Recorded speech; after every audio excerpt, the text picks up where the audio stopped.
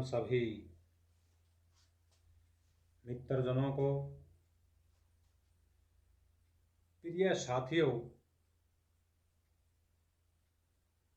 आज मैं कुछ अपने विचार व्यक्त करना चाहता हूं। मुझे उम्मीद है कि आप सभी प्रेम पूर्वक एवं ध्यान से सुनेंगे। तो प्रिय साथियों, आज का विषय है मानव के हाव भाव कैसे होने चाहिए। प्रिय साथियों, जब कहते हैं कि सृष्टि की रचना हुई थी, तब एक जोड़ा बनाया गया था, एक पुरुष और एक स्त्री। तो इसके पश्चात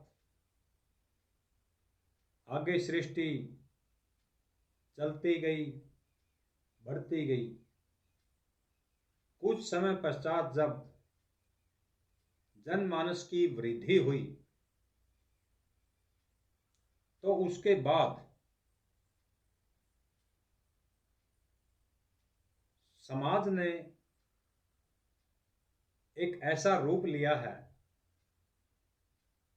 कि जब कोई भी व्यक्ति किसी प्रकार का कार्य करे, उसमें जनमानस की राय ली जाए। एक सिंपल समाज। समय चलता गया, जनमानस बढ़ता गया। उसके कुछ समय पश्चात एक समूह के रूप में एक समाज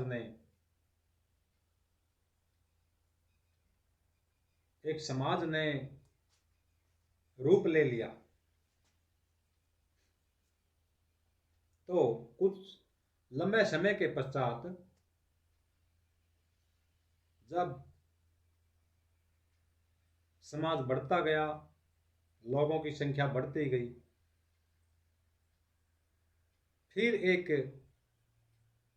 कानून का रूप उभर के आगे आया, जिस पे कानून कहते हैं, धाराएं कहते हैं, अन्य सभी प्रकार की फिर तो चलती गई धाराएं हैं, कानून हैं, जो भी है। तो प्रिय साथियों, जब जनमानस ने जन्म लिया या बच्चा जन्म लेता है, उसका पालन पोषण उसके परिवार में से होता है और उसको उसके परिवार से चलना, बोलना, उठना, बैठना, हर समय वहां से ही उसका वास्ता रहता है। लेकिन ये परिवार पे निर्भर करता है, परिवार कैसा है, हाव भाव कैसे हैं, उसके रहन सहन कैसा है।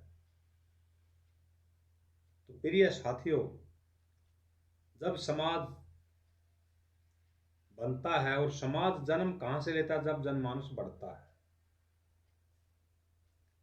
तो प्रिय साथियों, जब बच्चा बड़ा होने लगता है किसी घर के अंदर, तो उसका रहन सहन, आचार व्यवहार जैसा है, वो उसके अनुसार ही बढ़ेगा और वो उसके अनुसार फिर समाज के अंदर आएगा। जैसा समाज होगा वो ऐसा नहीं, बल्कि वो उसके परिवार के जैसा व्यवहार करेगा। प्रिय बंधुओं, समाज एक ऐसा संगठन बनाया गया, जब कोई व्यक्ति गलत कार्य करता है समाज की नजरों में, उसको रोकने के लिए कुछ लोग उसको समझाते हैं, कहते हैं कि ये कार्य गलत है, इसको मत करिएगा। उसको रोकने के लिए सामाजिक व्यक्ति कहते हैं ये कार्य गलत है। तो प्रिय साथियों, जब हमारे भारत देश के अंदर कई तरह के कानून लागू हो गए, और भारत देश आज़ाद हो गया, उसमें हमें हमारे दिमाग ने, हमारे वैज्ञानिकों ने कई तरह की टेक्नोलॉजी एवं और वृद्धि की है। आज 22 मई 2020 का समय आ रहा है, तो इसमें हमारे देश में किसी भी प्रकार से पीछे नहीं है कोई भी व्यक्ति। पूरे विश्व के अंदर हमारा देश बहुत अग्रणी है, क्योंकि 95% लोग पढ़ाई कर चुके हैं और इसमें टेक्नोलॉजी बढ़ती जा रही है हर प्रकार से। तो प्रिय साथियों, मैंने जो मानव के व्यवहार पर बात करनी चाहिए थी, जब मानव अपने विचारों को दूसरे के पास रखता है और वहाँ जब कई आदमी होते हैं, जब विचार सुनते हैं उस आदमी के, वो उसमें दोष या निर्दोष की छंटनी करते हैं। भाई तेरे अंदर ये दोष है, इसको ना कर, इस कार्य को। तो वहाँ से सूझबूझ मिलती है हर इंसान को। अपने बुजुर्गों को सम्मान दीजिए, अपने बच्चों की अच्छी तरह परवरिश कीजिए, तो हमारा एक समाज का ढांचा बहुत अच्छा बन के तैयार हो जाएगा। क्योंकि हमारे अंदर जो युवा साथी हैं, युवा पीढ़ी है, एक नया जोश, एक नई उमंग होती है। जब बच्चे छोटे छोटे होते हैं, उन बच्चों की कोई मांग होती है, हम आनाकानी कर देते हैं, उन्हें वो देते नहीं। लेकिन हमें ऐसा नहीं करना चाहिए। उनकी मांग को हमें हर संभव प्रयास करना चाहिए कि वो पूरी की जाए। और उसी तरह हमारे पूर्वज हैं, हमारे आदरणीय हैं, सम्मानित व्यक्ति हैं, हमारे माता पिता हैं, उन सब को सम्मान दीजिए। ये बात काम आने वाली है, याद रखना। प्रिय साथियों, जब वो कोई बातें करते हैं अपने बेटा बेटी से, और बेटा बेटी युवावस्था में होते हैं, शायद वो उसकी बात माता पिता की नहीं मानते।